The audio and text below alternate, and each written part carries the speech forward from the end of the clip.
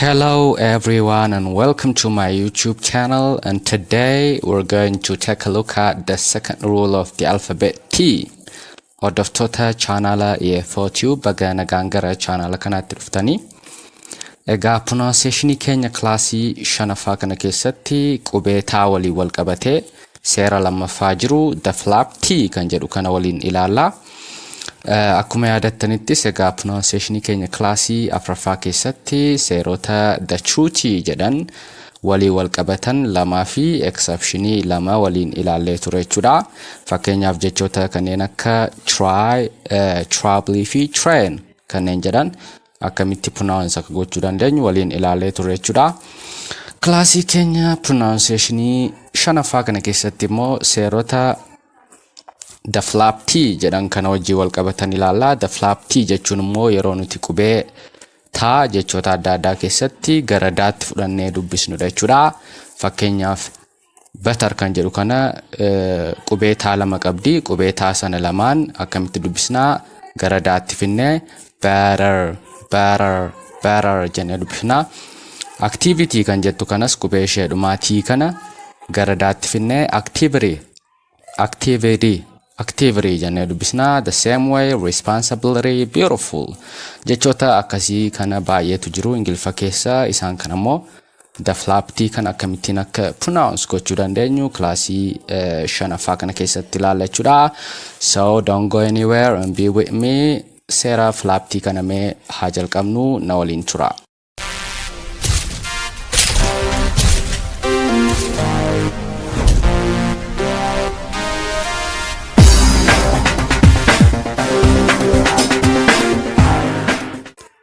Okay guys, egaa seera isa lammaffaa the flap T jechuun egaa yeroo nuti qubee taa akka daatti dubbisnu jennee jira. Egaa seerota garaagaraa afran takkatu jiru. The flap T kana jalatti inni jalqabaa the first,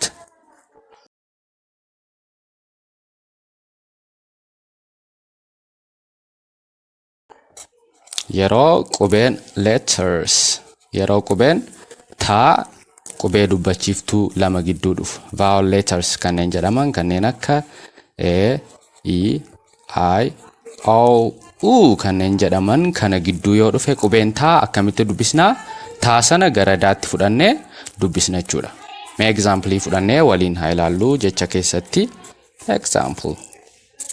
Example inni jalqabaa jecha computer jedha. Very simple example.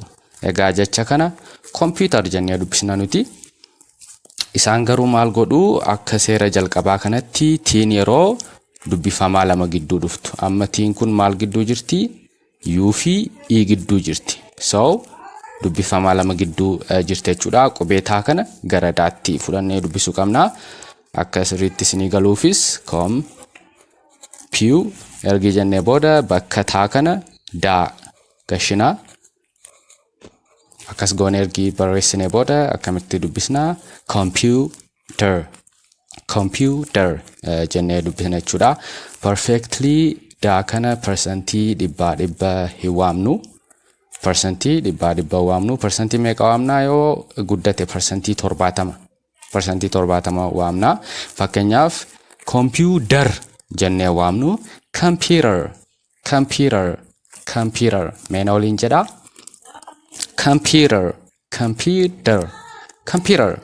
Computer jennee dubbisna jechuudha. And one of them screwed up the computer system and one of them screwed up the computer system and one of them screwed up the computer system and it. For example, fakkeenya keessatti a computer stores data. A computer stores data and information jechuu dandeessu.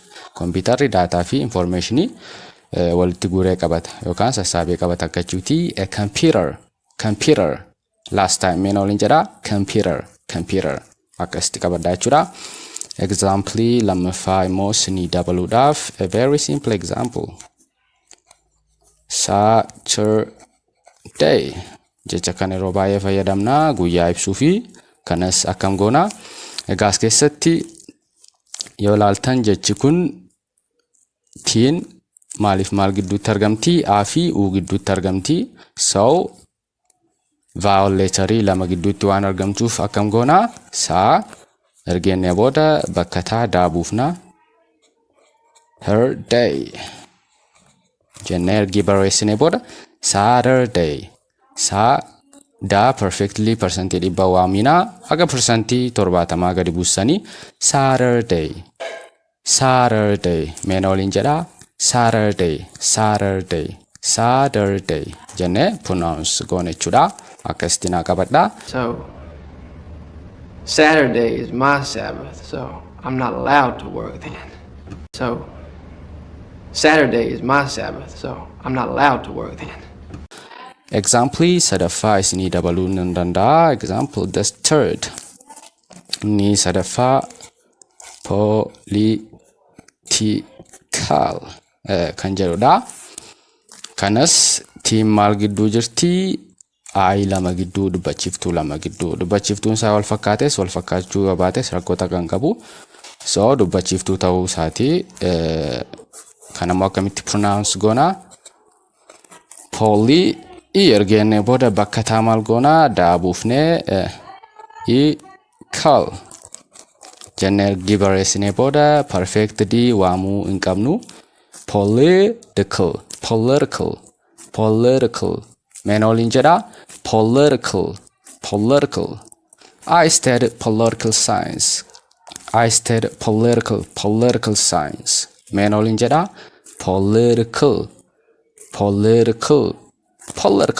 political science jettanii akkasitti pronounce gootu. Egaa jechoota akkasii kana maal goona jennee qubee taa gara daatti jijjiiruudhaan pronounce goona jechuudha. Mee example isheedhumaa baay'ee salphaa taatee fi guyyaa guyyaatti jecha kana fayyadamnu water kana akkam goona tiin maaliif maal gidduutti argamti vowel letters amma tiin kun e fi e gidduutti waan argamtuuf letter jennee akka keenyaatti pronounce goon yookaan faranjoonni pronounce godhanii isaan maal jedhu letter taa kana gara daatti taan tokkos lamas ta'uu dandeessi it does matter maalidha dubbachiiftuu lama gidduu garuu ta'uun dirqama jechuudha. So water kan jedhu kana maal goona waa ergi barreessine booda bakka taa daa gashinaa thereafter kaafet barreessina jechuudha. Water jennee ergi xiqqoo shaakallee booda daa kana immoo percentage 70 gochuu yaalla. Dura percentage 100tti waamaa water jechaa waamuu ni dandeessu. Itti fuftan immoo xiqqoo daa sana percentage 70tti gadi buufachuu qabdu jechuudha. Water. Can you give me a cup of water please? Water. Meena waliin jedha water. Just like this. Egaa hordoftoota keenya itti aansee immoo jechoota wal fakkaatoo ta'anii fi garuu seera kana fayyadaman adda addaatu jiru. Isaanis maalidha? Jechoota kana sirriitti qabachuu qabdu. Innis community jedhee ity dhaan kan dhumu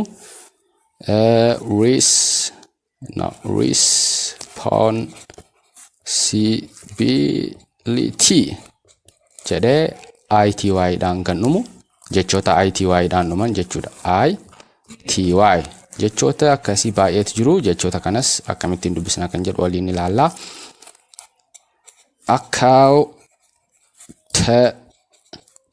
Accountability kan jedhamu kanas ity dhaan dhuma. Example tokko sitti isinii dabaluu hin danda'a. Immunity ni p jechoota akkasii baay'eetu jiru. Egaa as keessatti maal beekuu qabdu jechi waayin alfaabeetiin waayii ingiliffaa keessatti yeroo baay'ee akka vowel letters yookaan akka dubbachiiftuutti ni fudhatamti. Kan ammoo kilaasii keenya leessanii sadaffaa keessatti natti fakkaata adda baafnee ilaallee turre.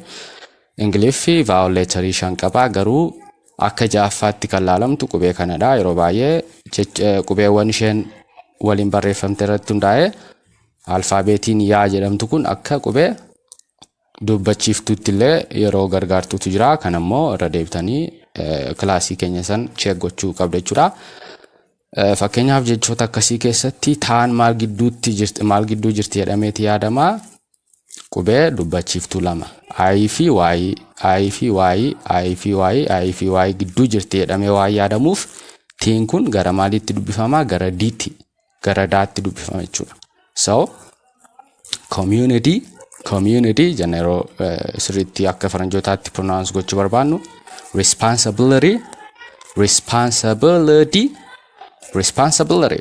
meen oliin jedha responsibility accountability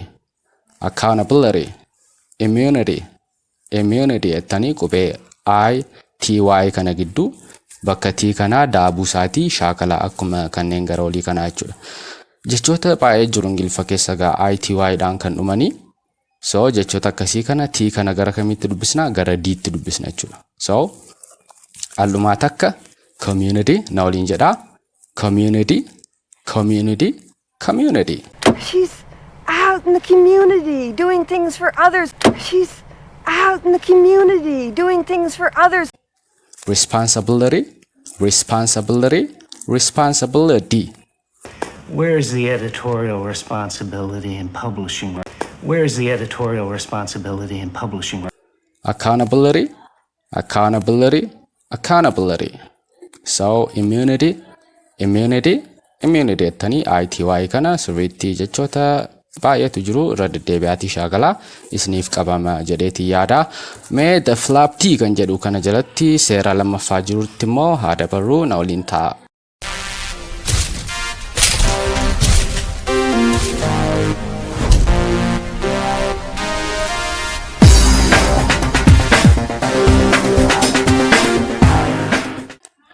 Okay guys, egaa seera isa lammaffaa the flap T jedhutti immoo yeroo dabaru the flap T kan jedhu jalatti maaltu jira?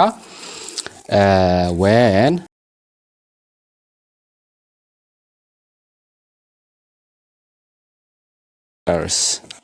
yeroo seerri lammaffaa the flap T jedhu kana jiru immoo yeroo qubeen T alfaabeetii L fi vowel letter C kanneen akka A, E, I, O, U afaan Oromoo wajjin wal fakkaata. Dubbachiiftuun ingiliffaas kanuma kan afaan Oromoo shan kanadha jechuudha.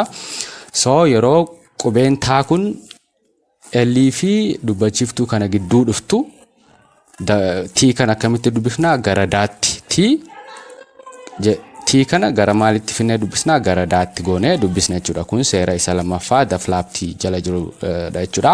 Mee example jechoota lamaan tokko fudhannee ilaallu. Example fakkeenyaaf example title kan jedhu kana fudhannee ilaallu. Tiin kun maal gidduutti argamti? I fi L gidduutti argamti. L fi alfaabeetii kana keessaa tokko. Vowel letters kanneen jenne kana keessaa tokko gidduu yoo taate T san akkamittiin dubbisna jenne T gara D tti finnee dubbisna jechuudha. The flap T. So title jennee bakka T daa yoo buufne title mee parsantii dhibba daa dubbisaa daa jedhaati. Title akkasaa yeroo parsantii dhibba dubbisnu jalqaba parsantii dhibbaan practice godhaasin irra deddeebi'aatii garuu gara xiqqoo yeroo gadi buusan gara parsantii 70tti daa kana yeroo dubbisan title jedhamee dubbifama jechuudha. Mee example lammaffaa immoo fudhannee ilaallu. Subtitle kan jedhudha. Jecha kana keessattis qubee taa lamatu jiru. Amma fakkeenyaaf qubeen jalqabaa taa kun baa fi i gidduutti argamti. Consonant letter fi vowel letter consonant jechuun dubbifamaa jechuudha. Consonant yeroo ta'u dubbifamaadha. Vowel yeroo ta'u immoo dubbachiiftuudha. Baan kun dubbifamaadha. Ayin immoo dubbachiiftuudha. Kana the truth yookaan taa jennee dubbifna. Gara daatti fuunee hin dubbifnu. Subtitle ishee kanadha kan gara diitti dubbifamtu maaliif L fi qubee vowel letter yookaan qubee dubbachiiftuu gidduutti waan argamtuuf kan akkamitti barreessinaa akka dubbisuuf nu ta'utti tiin kun the same the truth seera tokkoffaa keessatti isa baranne keessatti akkas dubbifamte jechuudha.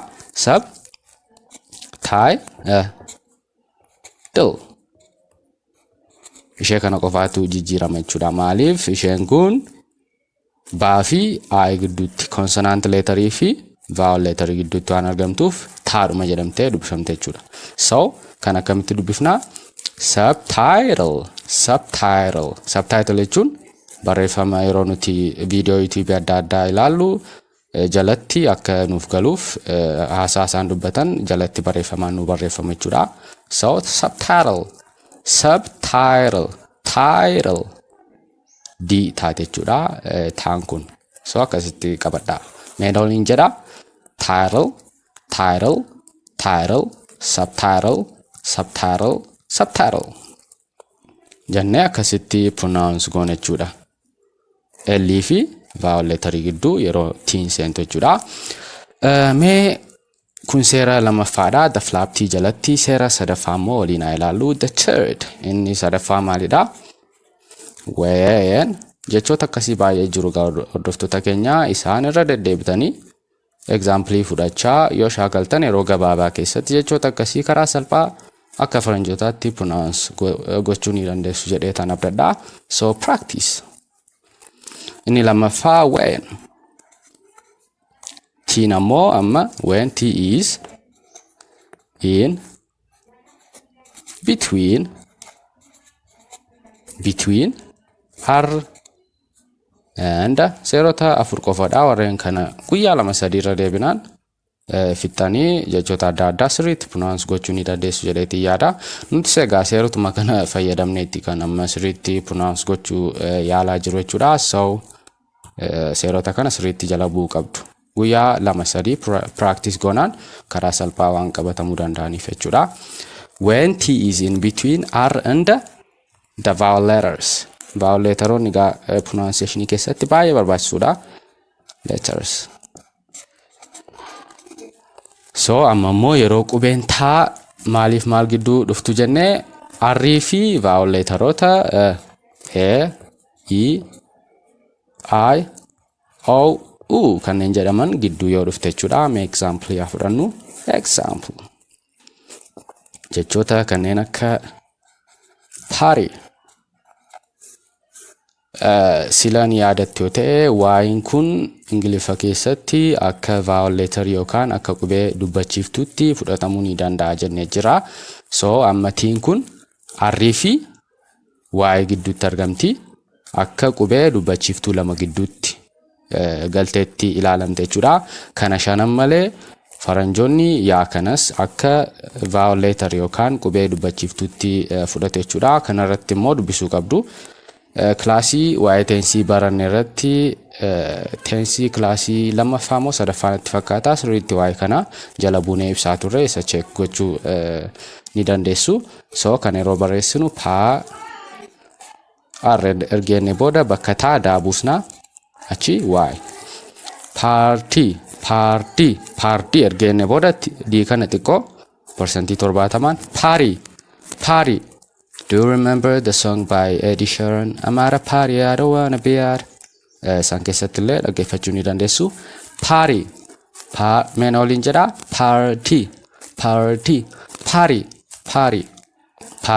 Party enne pronounce goona. Mee example lammaffaa immoo isiniin dabalaa. No, this is the first. Dirty.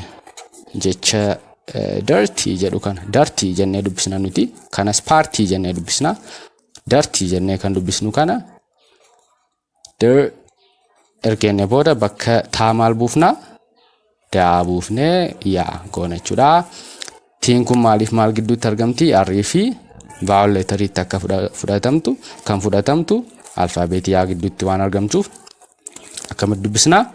Dirty ergeenne booda dirty jecha irra deddeebi'aa practice godhaa. So meen oliin jedha. Dirty. Oh, you're wearing a dirty clothes. Dirty jennee pronounce goona jechuudha. Guyyaa lama sadii warreen kana irra deddeebitanii shaakallaan dhugaan isiniin jedha. Irra deddeebitanii yoo shaakaltan qabachuu waan dandeessaniif you don't have to worry for now. Garuu R fi vowel letteroota kana gidduu yoo dhufte alfaabeetiin T jedhamtu jecha sana akkamitti dubbisna?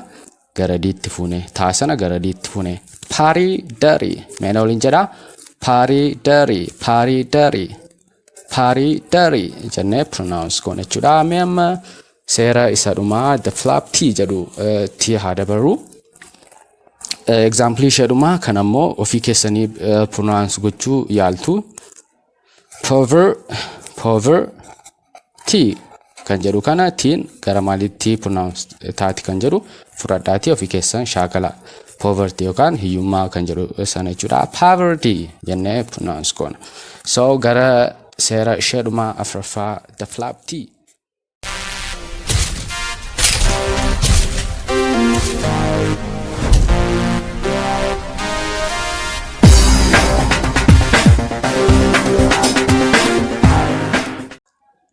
Okay guys, baga nagaan deebitanii mee amma immoo egaa seera isa dhumaa the flap t jedhu jala jiru seera afraffaa kana waliin ilaallaa. Ni dheerate malee baay'ee salphaadha. Innis maal jedhaa? If t is the last letter of a word, yootiin jecha tokkoof qubee dhumaa taatee fi and the next word begins with a vowel letter. Jechitti aanu immoo vowel letterii shanan keessaa yoo tokkoon eegale t sana akkamitti dubbisnaa? Hard t goonee dubbisna jechuudha. T sana gara daatti finee dubbisna jechuudha. Mee example yeroo fudhannee ilaallu immoo sirriitti isinii gala jedhee tayyaadha. Example fakkeenyaaf put it on kan jedhu kanadha. Put it on jennee dubbisna nuti, faranjoonni garuu akkasittiin dubbisanii. Egaa tiin kun put kan jedhu keessatti tiin kun qubeedhumaa jecha put jedhuti. If t is the last letter of a word, tiin kun qubeedhumaati. Itti aane immoo jechi dhufu yoo vowel letters yookaan qubee dubbachiiftuu kanneen keessaa tokkoon eegale. Jechi itti aanu maalidha? It kan jedhudha. Itiin immoo aayidhaan eegala. Aayin immoo vowel letteriidha waan ta'eef t kan akkamittiin dubbisnaa? D goone gara diitti finnee the flap t goone dubbisna jechuudha. Itti aanes hima kana keessatti t lamatu jira. Tiin isheen kun it jecha jedhuuf tiin isheen kun kan dhumaati. The last letter ishee dhumaati. Itti aanee immoo maaltu dhufe? Vowel letteriitu dhufe jechuudha. If the next word begins, jechiin itti aanu immoo yoo maaliin eegale? Vowel letterii kanaan eegale. Oon kun vowel letterii waan taateef tiin kunis gara daatti fudhatamtee dubbifamte jechuudha. Akka dubbisuuf isinii galuuf tiin kun gara diitti. Put it. Tiin kunis gara diitti. Put it on jennee pronounce akka gochuuf nu tolitti barreessina jechuudha. Put it on jennee pronounce goona. Meena waliin jedhaa. T lamaan kana gara diitti. Put it on jennee pronounce goona jechuudha. Meena waliin jedhaa. Put it on.